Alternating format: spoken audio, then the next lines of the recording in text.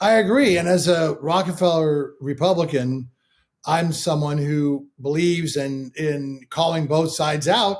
And I think Biden would have had a lot more credibility if said, yeah, of course I would have done Afghanistan differently, particularly when any serviceman dies. But to this day, he still won't even admit that they did anything wrong. But let's get on with the show.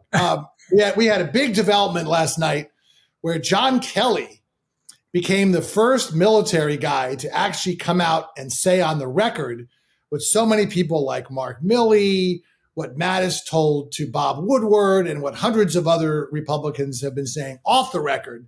And that is, yes, Trump is a fascist. A second term will be different from a first term. The guardrails will be gone, both in terms of the guardrails within his administration, but also some of the government guardrails, right? You have two types of guardrails. In terms of the Supreme Court giving him immunity, in terms of having little toadies like Mike Johnson around.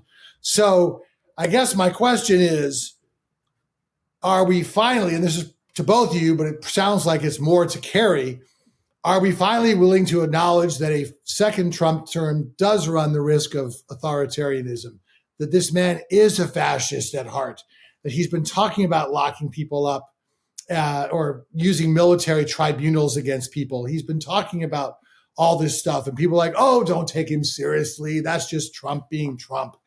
But at some point, we have to say, hey, if the chief of staff, his longest serving chief of staff, painfully goes on the record to say that, isn't it worth something, Carrie? Look, I can't speak for him.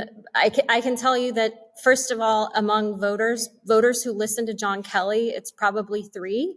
Wasn't my question. I'm just saying from a news, will it move the needle? No. Should it move the needle? That's another question. We were just talking earlier, Dave, about Schedule F.